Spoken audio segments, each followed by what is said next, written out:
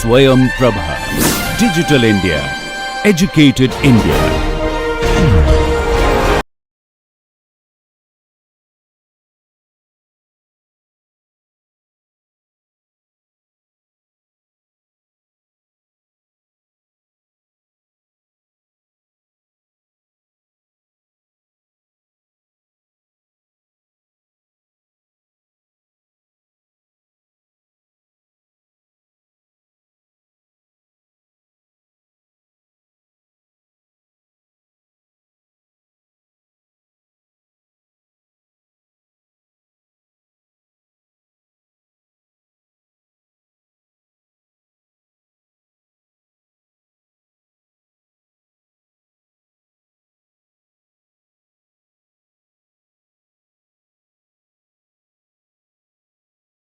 So today, welcome back.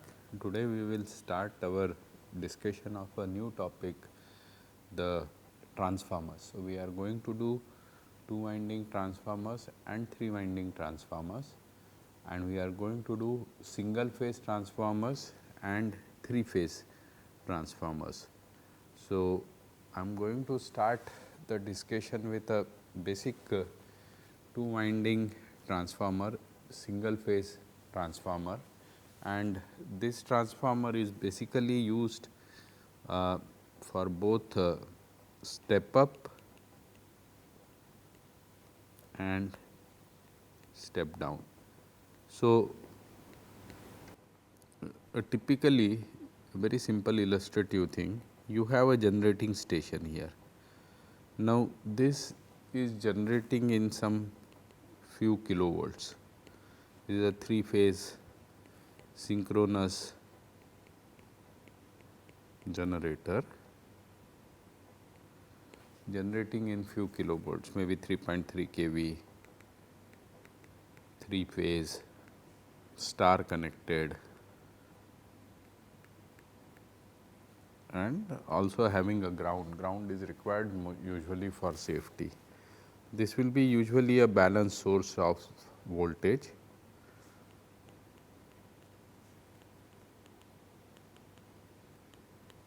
Currents may or may not be balanced.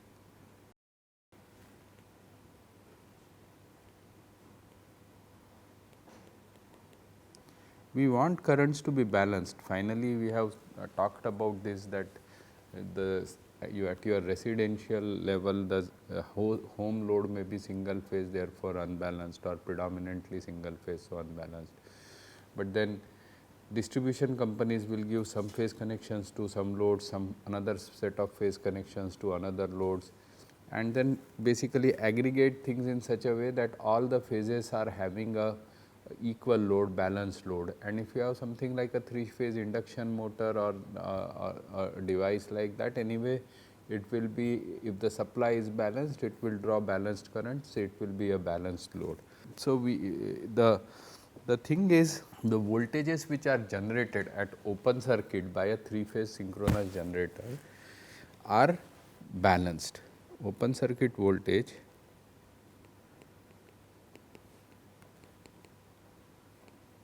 of a 3-phase synchronous generator is always balanced. Balanced means equal in magnitude, 30 degrees phase shift. If we label it as R, Y, B or A, B, C, then the Y phase lags the R phase by 120 degrees and the B phase lags the Y phase by another 120 degrees. If you label it as A, B, C, then the B phase lags the A phase by 120 degree and the C phase lags the A phase by 120 degree. So it is a, by definition itself, by, and why does it voltage is always balanced? Because of symmetry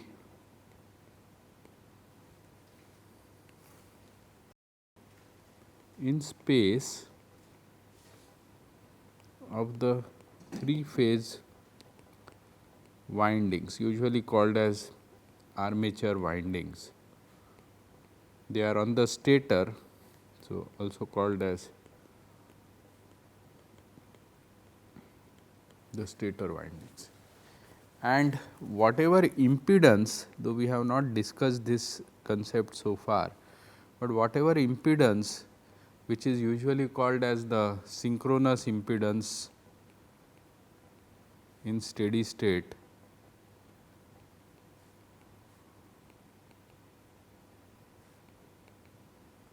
that they present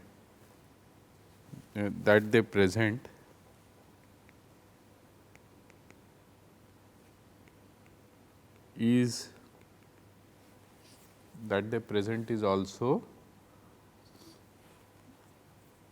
equal. Again why? Because the windings are identical. So, whatever resistance, impedance due to inductive effects etc., they present. So, the windings are identical. So, jumping a bit far away, one can say that we could actually write a very simple model for a synchronous generator, a single phase model of this 3 phases. I am writing model for one phase. This is a voltage source, the open circuit voltage source, then a synchronous reactance usually of the form R plus Jx. This is the supply voltage Es or Vs, and then you connect it to a step up transformer.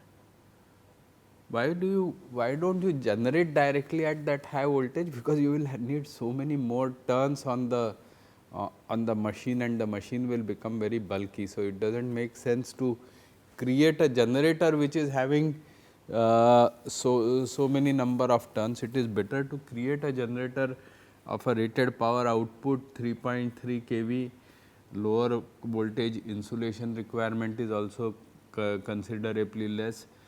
Will have to, for that will have a comparatively thicker conductors, because for that power rating at a lower voltage the current will be higher, and if the current is higher, then the to keep the current density at a, if you fix current density according to the conductor copper or aluminum copper usually, then what will happen is if more current you have to carry, the bigger cross section area you would need.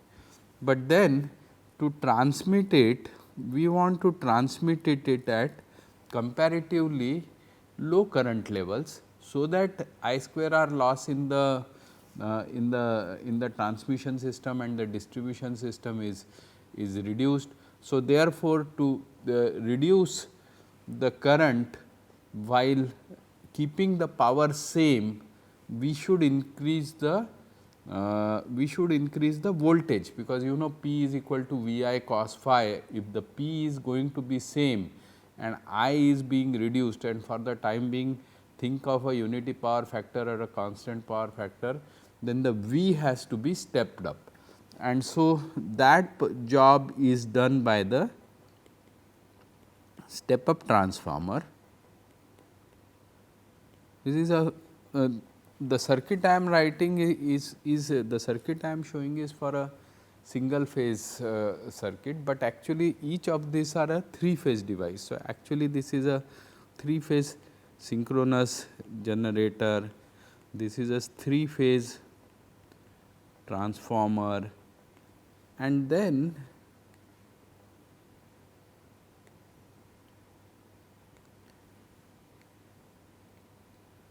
you will have a transmission system. It is a network here, which I am showing it by a blue line, transmission system, and from here you will usually step it down and come to, there would be, this may be bulk power like 500 megawatts or 400 megawatts or something like that. So, nobody requires 500 megawatts or 400 megawatts. Many require, not one, but many require over a large distributed area. So, from here it will be stepped down and will go through many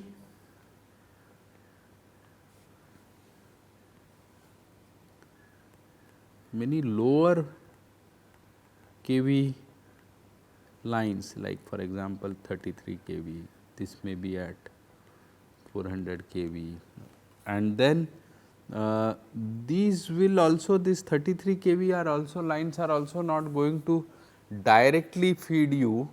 So, you will again in turn come to a substation, there will be another step down transformer here. So, there may be another step down transformer here, and then this will feed many this will feed could probably be leading now to a 11 kV line or something like that, and then finally you will reach, will come close to your home or apartment, where there will be this 11 kV by 400 kV, both all are three phase line to line ratings. The phase to neutral is going to be 11 kV by root 3, 400 by root 3, that is the way it is going to be, and then this could be your home or a residential node. Industry may be directly supplied here. Industry may be directly supplied here, because the industry may be having a 10 megawatt of load, your home is having few kilowatts of load, but the industry may be having a couple of megawatts of load. So, then you can directly supply the industry at this level, which means where you say you are supplying, it means you are going to put your energy meters there to measure current, voltage, power factor. If any power factor penalty has to be imposed, that is called the point of coupling, PCC, point of common coupling, and you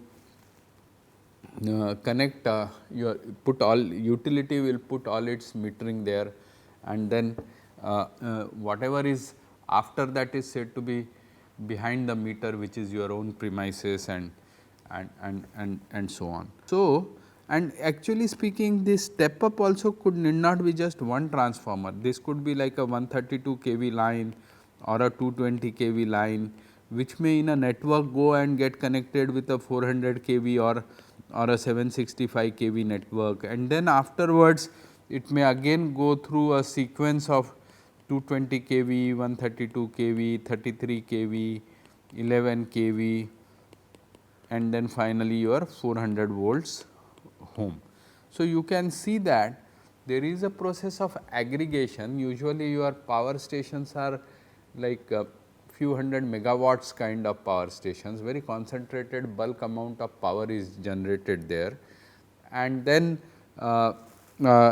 you are sort of pushing it, stepping it up, because you want to reduce the losses in the network by cutting down the current for the same power level. So, again now I am basically coming to a very important requirement of a transformer, that it should be a constant power device. Our thought is that it is a constant power device, steps up or down the voltages and therefore currents also. Why? Because the power has to remain constant. So, if you step up the voltage, the current has to come down, and if you step down the voltage, the current has to go up, and this is going to be reciprocal in nature, right. I mean, if the voltage is being stepped up, then the currents are being stepped down. So, this is currents behavior is going to be reciprocal in nature to meet requirements of efficiency of transmission. This is one very important role. So, therefore, the transformers which are used on distribution system, which you see pole mounted, you must have seen on the streets and so on, close to your apartments and all, those are called as distribution transformers. The transformers which are used in generating are called as GTs, generating transformers, and transformers which are within the network changing voltages from 220 to 400 or 400 to 765 or 765 to 400. They are known as ICTs, the interconnecting transformers. So you have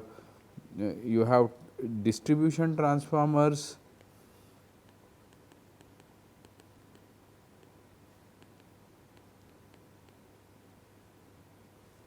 you have generating transformers. This is according to where they are installed, some specific features will be built into that, we will not be getting that much into it. And ICTs or interconnecting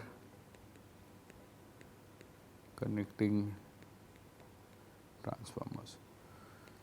What we will be liking to control is efficiency, that is what is the core loss component of it, the eddy current losses, the hysteresis losses, etc., the resistive losses or the copper losses in the wire. So, these are some of the design parameters that we want to control. Another thing that we want to control based upon the category is the leakage reactance, and I will be explaining this concept also to you soon, leakage reactance of the transformer. So, I think this particular concept of the how to design for a particular leakage reactance or how to decide what should be the leakage reactance, I will come to this question much later, because right now we have an idea of leakage reactance or magnetic leakage from the discussion of our mutually coupled circuits, but we have really not so to say put any framework behind it. We have only had only said that for a two coupled coils L1 and L2, the mutual inductance is going to be under root of k L1 and 2, where the k, the coefficient of coupling will be between 0 and 1. Of course, 1 implies no leakage flux, no leakage flux. So, everything that is linking the primary, the winding should actually also link the secondary winding, but that usually is not the case. So, let us come to this particular basic two winding transformer which I have shown here. Maybe I can to create more space, I will take this down.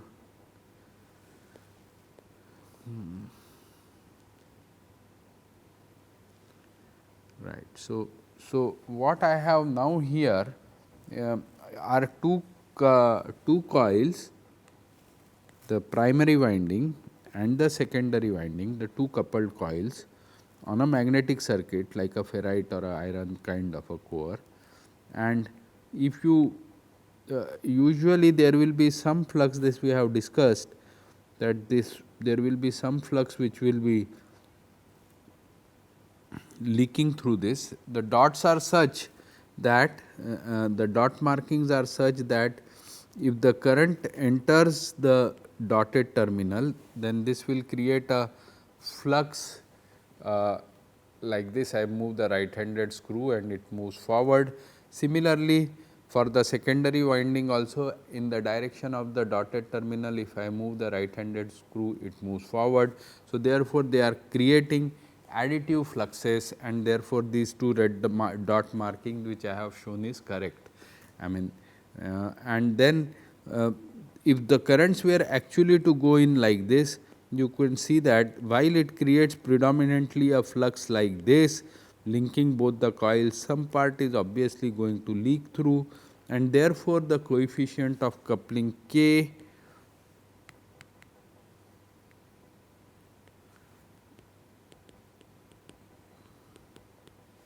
this K will be usually strictly less than 1.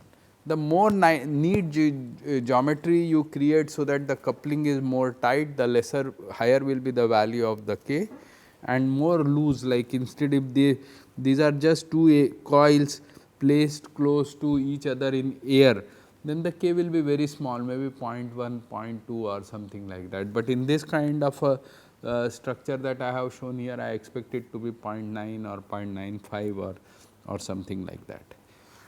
Now, this same thing, this mutually coupled coil, this same thing that I have shown here, I would be using it as a transformer. So, this is the transformer representation, and one side which is usually connected to the source is called the primary side, and the other side is called the secondary side, which is usually connected to the load.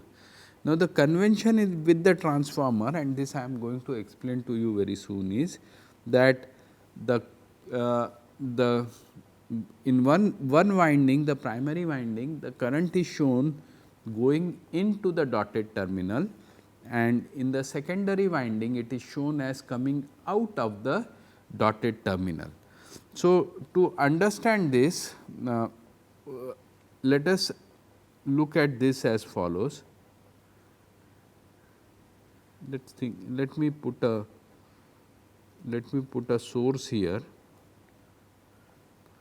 and let me put a load here, just to keep things somewhat easy for us to follow, and I am going to think of it as a ideal transformer to begin with. Later on we will allow non-idealities to come in, but starting point is to treat it as a ideal transformer.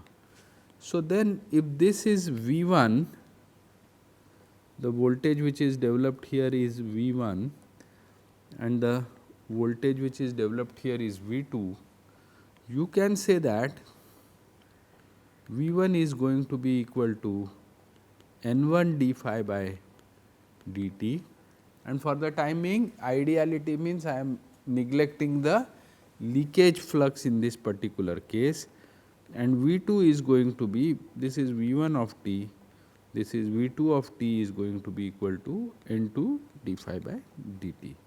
And though this transformer can be connected to any source except a DC source, any variable source in which instant to instant changes are happening, you will have then a d phi by dt running all through, and therefore, you will get that V1 by V2 instant to instant is going to be equal to N1 by N2, where N1 is the number of turns on the primary, N2 is the number of turns on the secondary. But our discussion, we know background is that it is connected to sinusoidal sources, that is our background. So, now if N2 is greater than N1, we will say it to be step up transformer. Why step up transformer? Because source voltage is further increased in the process of N2 being greater than N1, because V2 is N2 by N1 times of V1. So, if N2 is greater than N1, then the voltage will be amplified.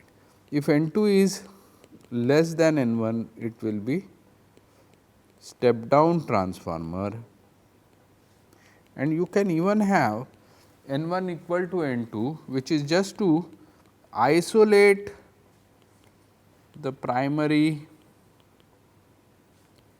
and the secondary side. That means, the source side and the load side, you do not want a electrical coupling to happen between them, you only want magnetic coupling to be between them, and some advantages will be achieved in terms of safety as a consequence of it. Okay. Now, this V1 by V2 of t is equal to N1 by N2. This is a consequence of Faraday's law, but in magnetic circuit One more law is operational, that is the Ampere's law. So, to get relationship between the currents on the primary and secondary side, we will have to use the Ampere's law. That is where our Ampere's law will come into picture. So, imagine that, first let me do a physics based discussion and then I will do a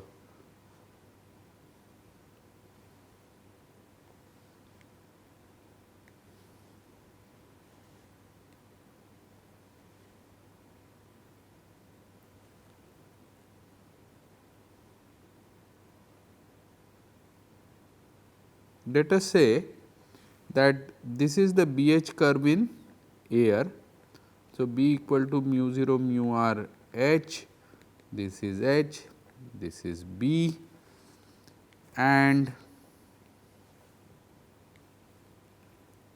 air means mu r is going to be equal to 1. So, this is my BH curve in the air.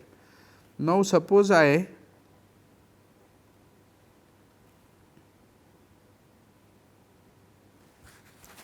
increase mu r to some 1000, let us say this is what is going to be my curve, and let us say that if I increase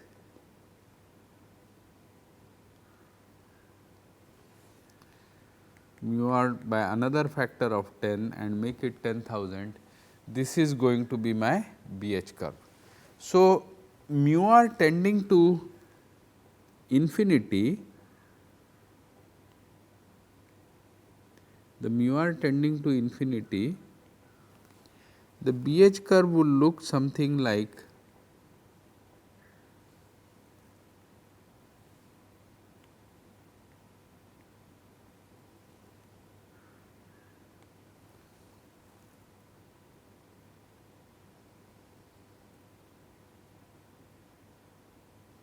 is it not? The BH curve will look something like this. A straight line which corresponds to the y axis becomes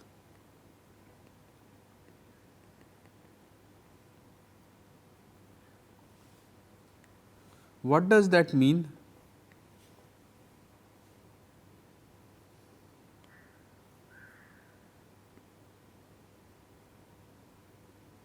Yeah, I think this is better.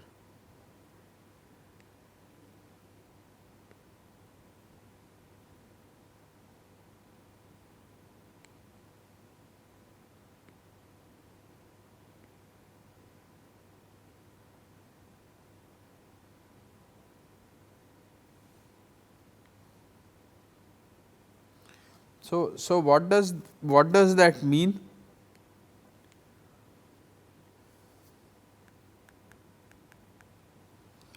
It means that, see, for to create a particular B, okay, to create a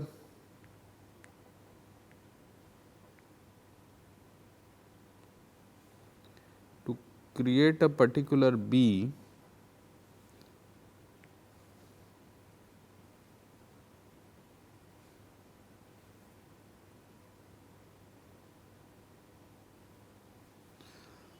you need very small amount of current here. You need 10 times more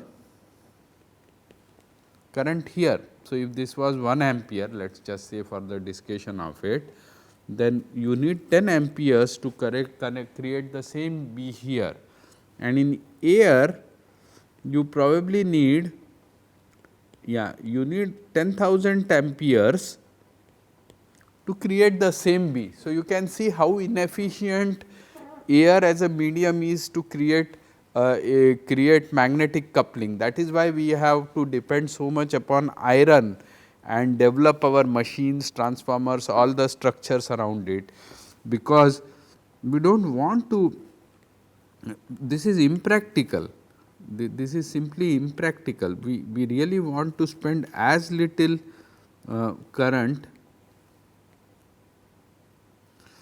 we really want to spend as little current as possible to connect, magnetically couple the two primary and the secondary side. So, we want this idealization, and under this idealization the H, which is B by mu 0 mu r, will go to 0 as mu r tends to infinity, but you know that H times of L is equal to n of I.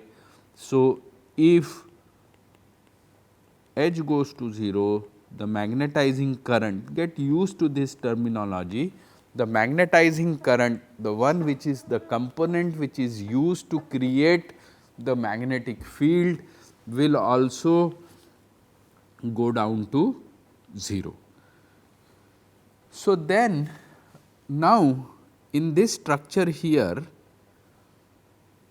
I will use this particular figure here. In this structure here,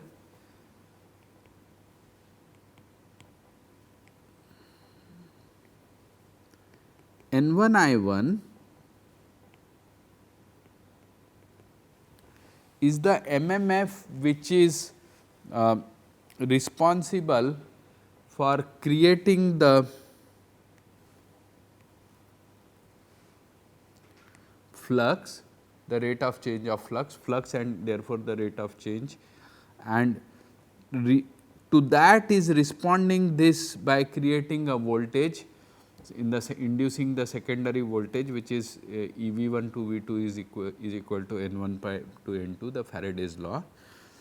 And then the direction of this voltage is such that if you connect a load to it, a resistor, just imagine a resistor here, then the current that it will draw, now that current will be, if it is a resistor, it will be in phase with the voltage, would be such so as to oppose the change.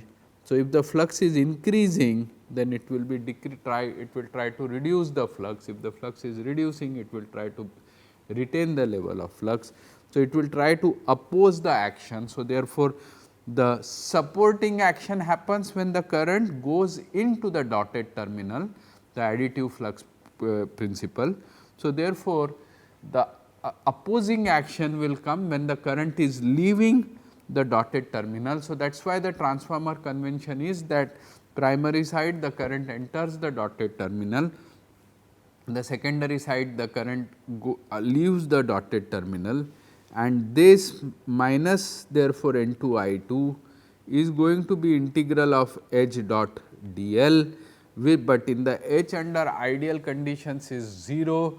So, therefore, N1 I1 minus N2 I2 instant to instant is going to be 0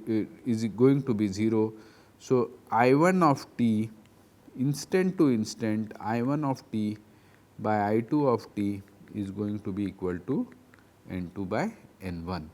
This is also known as the MMF balance principle.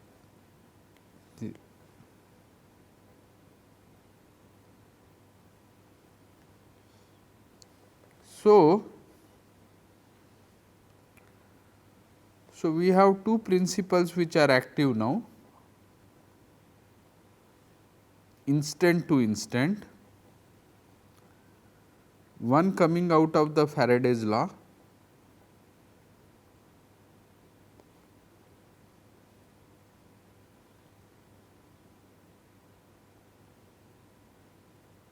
and the another coming out of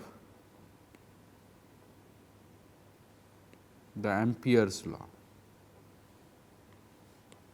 So, I said that transformer device is created by taking advantage of both these, which is other way of calling it is as the MMF balance principle. So, now if you multiply these above two equations, what do you get? V 1 I 1 instant to instant divided by V 2 I 2 instant to instant is equal to n 1 by n 2 into n 2 by n 1, which is equal to 1. That means, V 1 I 1 is equal to V 2 I 2 instantaneous. The instant, this is very important, the instantaneous power input is equal to instantaneous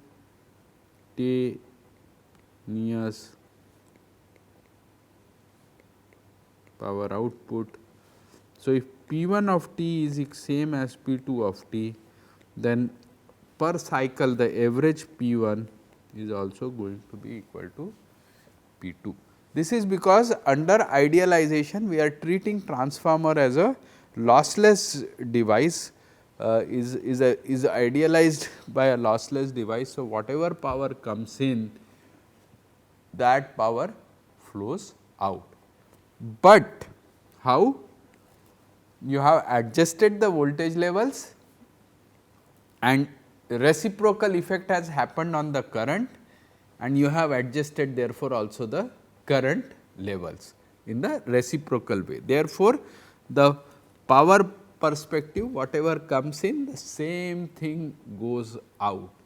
So, beautiful device and a very, very simple device. That is the reason why AC systems became so very prominent, universally accepted. Earlier we had both DC systems and AC systems, DC generators, AC generators. It is possible to have DC motors, DC generators and a DC system.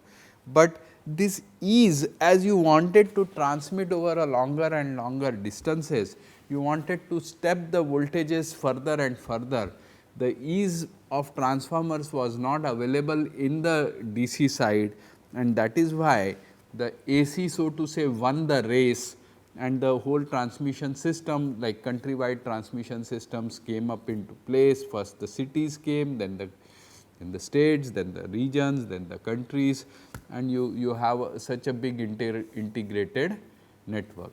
However, now for example, when we integrate a PV plant into the grid, you know, PV basically creates a DC current.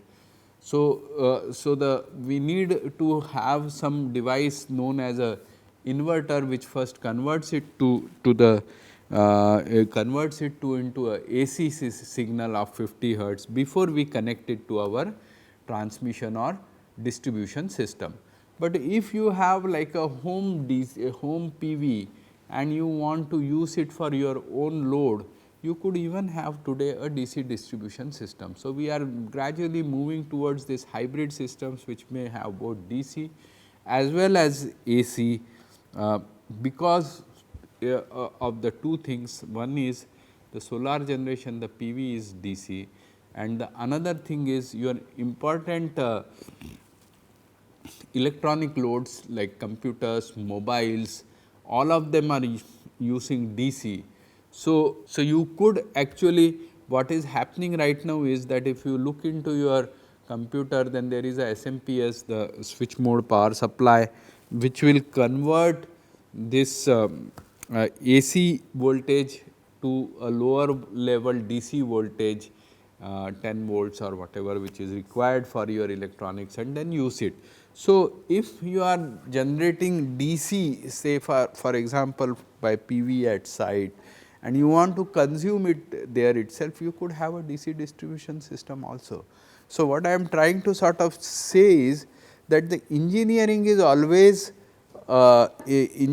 engineering is always tries to balance, the engineering always tries to balance the good things and the I mean get the best efficiency, the best output out of it, and the way we do things can change if the way the sources are also if the way the sources are also changed. Now, but the transformers are going to stay. I am not expecting the whole world to go DC straight away.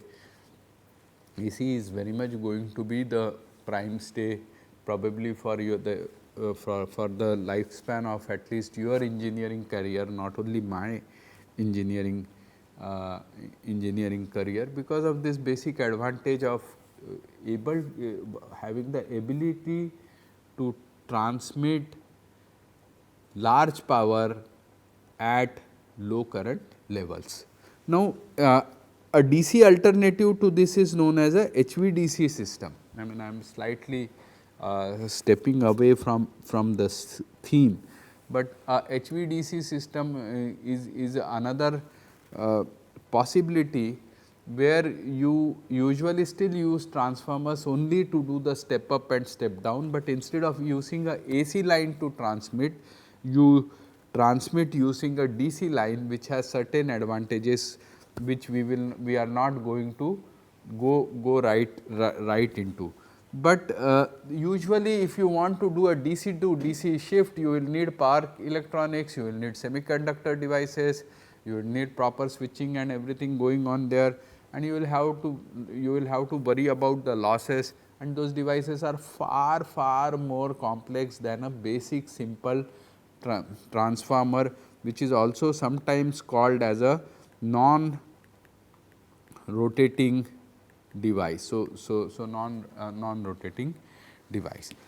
Now, let us come back to this thing that if V1 by V2 is equal to N1 by N2 instant to instant, and now if these are sinusoids, then on a phasor level also I will have, because N1 and N2 are real numbers. So, the ratio of the two phasors, if the two signs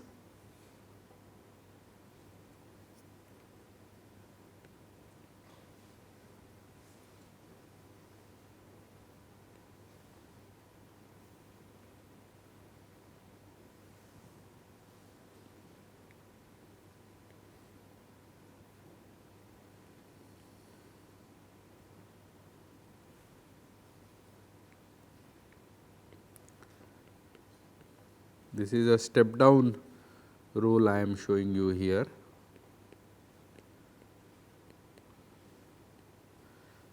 If the two are in phase, every instant to instant their peak happens at the same time, their zero crossing increasing level happens at the same time, and so on, then the phasors also will be in ratio of N1 is to N2.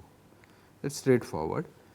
And similarly, if I2 by I1 is equal to N1 by N2, then instant to instant, then similarly for currents also, now we are talking of phasors here, the phasor currents will also be equal to I1 by I2, I2 by I1 also will be equal to N1 by N2. So, V1 by V2 is equal to N1 by N2, which is equal to I2 by I1. So, therefore, I can easily say that V1 I1 is equal to V2 I2, and if I look at the magnitude of it,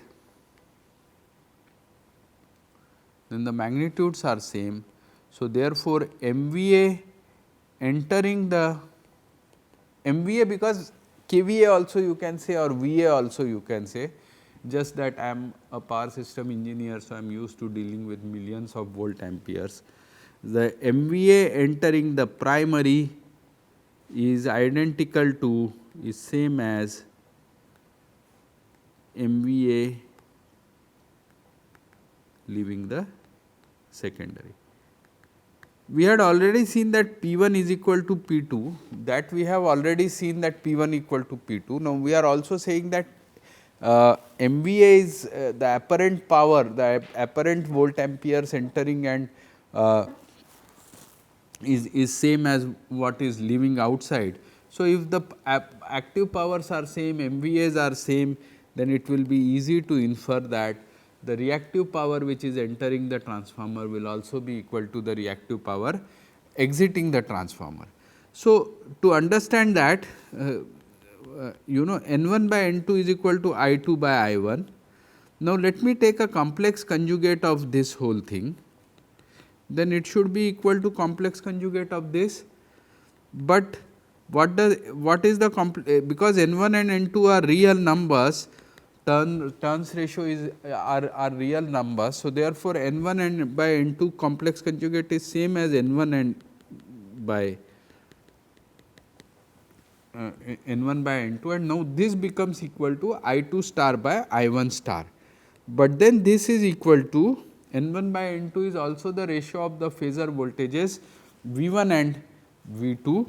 So, therefore, you get V1 I1 star is equal to V2 I2 star, that is the complex power entering the primary is same as the complex power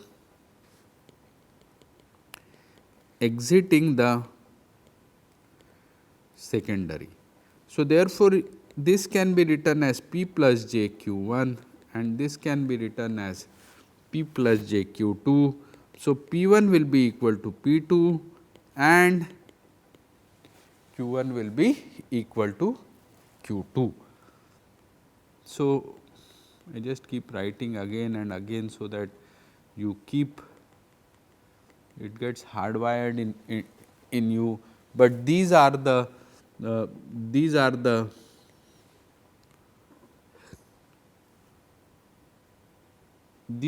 key relationships of an ideal transformer. These are really the basic key relationships of ideal transformer. Now, I can show this same thing through the magnetic circuits approach also. Just let me do it in a minute and then I will move on.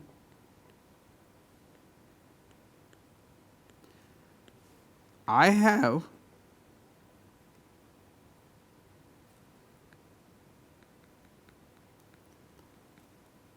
N1 I1, the energizing side, the primary side, and in series with it comes N2 I2, but this is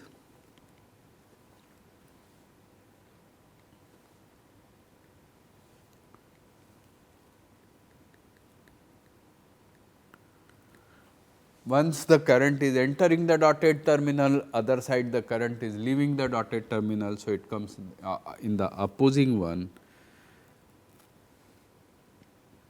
and then this is your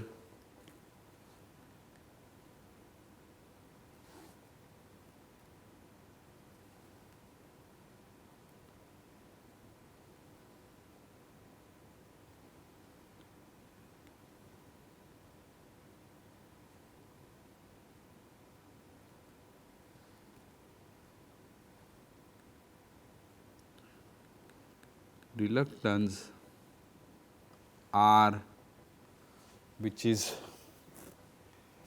what is the reluctance value? 1 by mu 0 mu r L by A, and as mu r goes to infinity, reluctance goes to 0. So, whatever is the flux which is being set up, and who is deciding the flux being set up? The flux being set up is being decided from these relationships. I'll work on these relationships very soon, but these relationships are what are defining the flux which is being set up. When it goes through reluctance which is close to 0, then the net MMF,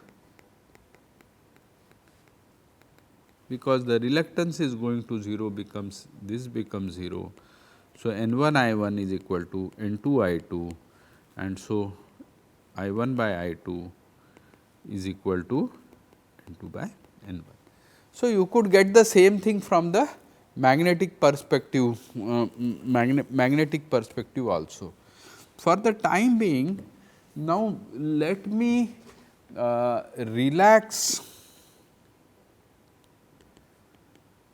the requirement of, let me relax the requirement of mu r to be infinity, that means mu r is finite. The moment I relax this, and let me now again try to see how my transformer device would look like. I am not going to connect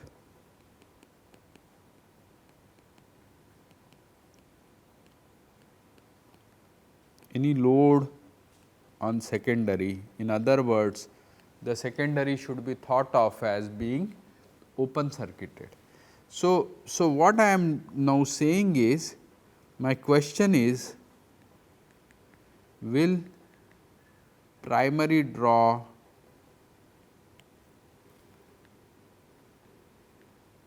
any current which we will call it as the magnetizing current. Actually, it will draw, I am going to find out how much current it is drawing. So, the thing that is going to happen now is, this is a transformer, I am connecting a source here, and this is going to draw some magnetizing current even when the secondary is open circuited, the secondary is open circuited. The question is how and why, how much, how and how much. How much we will defer a bit later, though I am going to answer that question subjectively now itself, but number crunching we will do a bit later. So, let us say first of all, let us understand that V1, let me start this way, slightly easier to start this way. Let phi of t be equal to sin of omega t. Then V1 of t is going to be equal to n times of d by dt of phi m sin of omega t, which is same as n1 phi m omega cos of omega of t. And then the reciprocal means, it means that if you have in steady state a cosine voltage applied to the primary, the flux which will be flowing through it will be sinusoidal in nature, and the peak value of this flux. So, this is V m, this is the RMS value of the voltage which is induced in the primary winding, and this should be equal to your V RMS, the V1 value. So, this if you expand it, you will get it as, see, remember this relationship you see in many places in this course. One side is the RMS, other side is the peak flux. Why do we worry to keep other side on the peak flux level is because you know that in practice the BH curve will saturate, and I want to keep my phi m below saturation level. So, I want to keep it below the knee point. So, tracking phi m is very important for me. It becomes phi m or Bm becomes, phi m is Bm times of A once fixed, the Bm is the design parameter. So, the Bm is my design parameter. I want to fix area of cross section using that for the core, and but the user is more interested in the RMS value of the voltage. So, therefore, this relationship connects RMS on one side with the maximum flux on the other side. And so, similarly,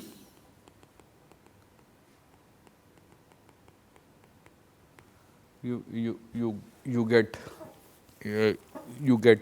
this particular thing. So, now what I am saying is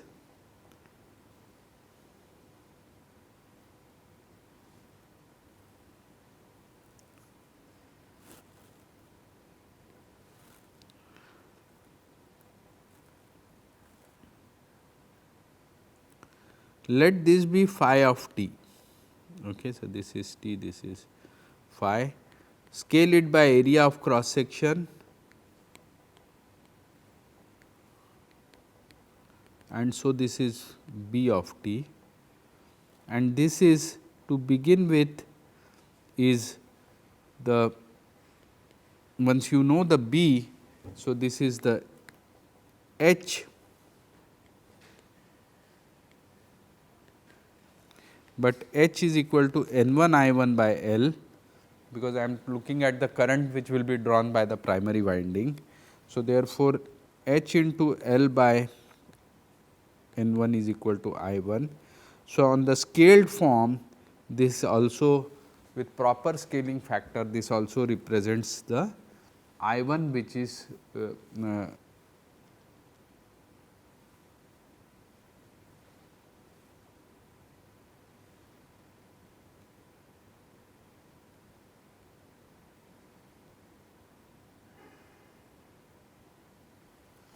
so, this is the BH curve, which I am for the time being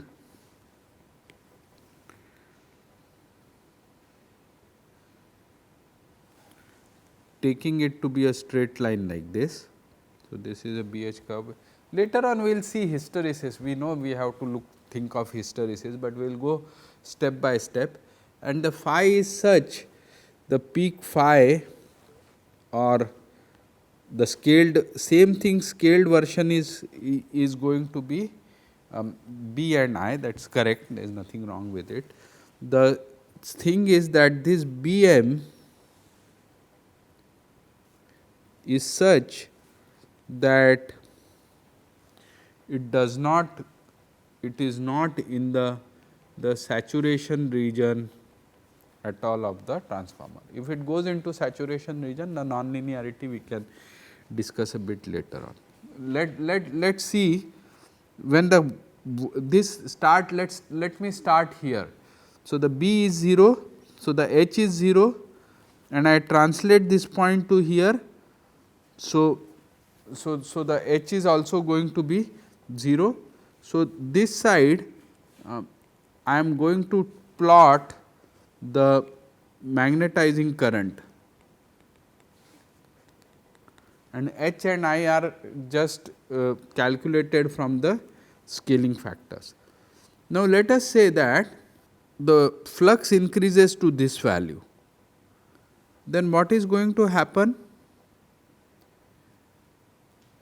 The B increases to this value, so the H increases to this value,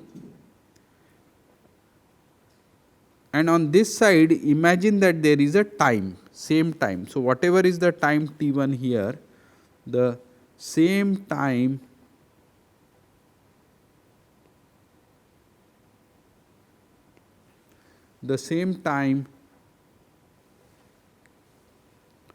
is kind of here. Then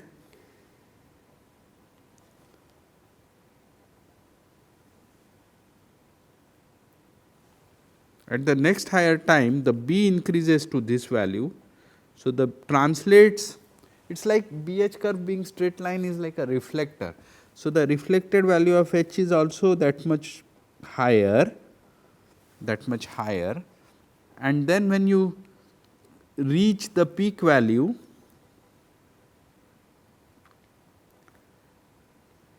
you get this as the peak value, and then while coming down. So, if you number these points as 1, 2, 3, then these are the corresponding numbers 1, 2, 3, and then if you write this as 4 and 5, then the 4 point is having the same B as the 2 point. So, same B means same H as 2 point, but at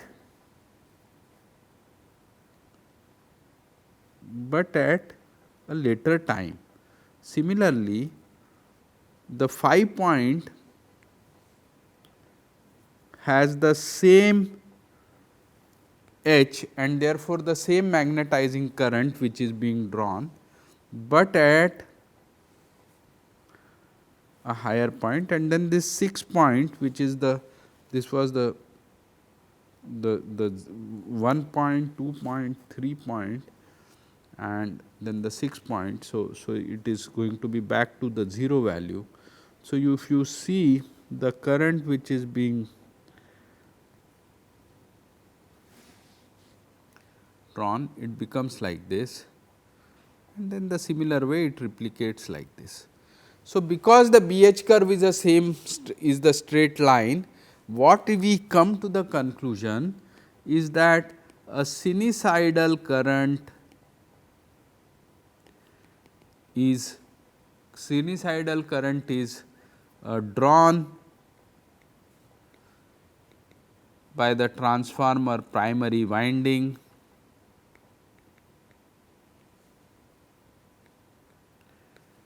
and so you can put a RMS value to it also, which will be peak by √2 value, and it being an inductive effect,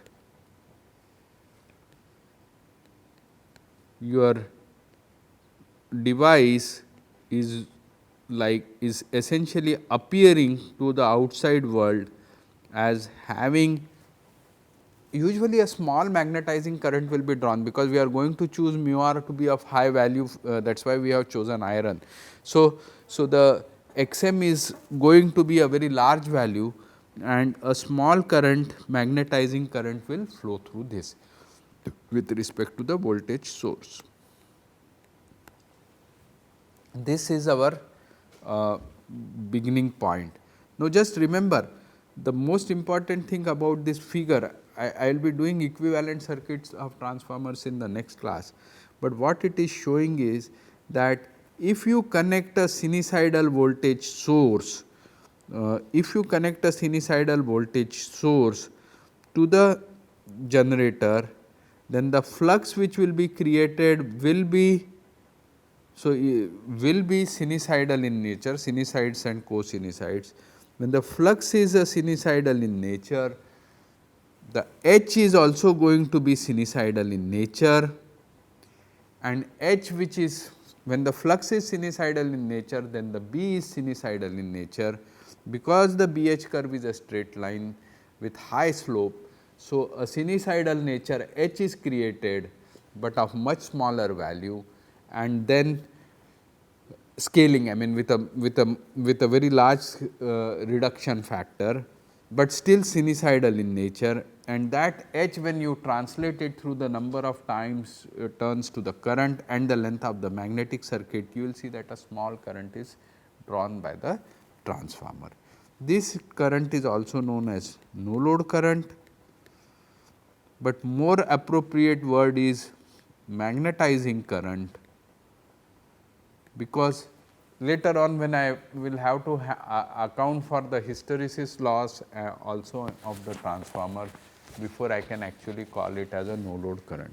But this current is usually small, 1 to 2% at most of the rated current value. That is why you can have a transformer connected to the source even under no load condition and not have to switch off that device. Okay, we will stop here for today. Thank you.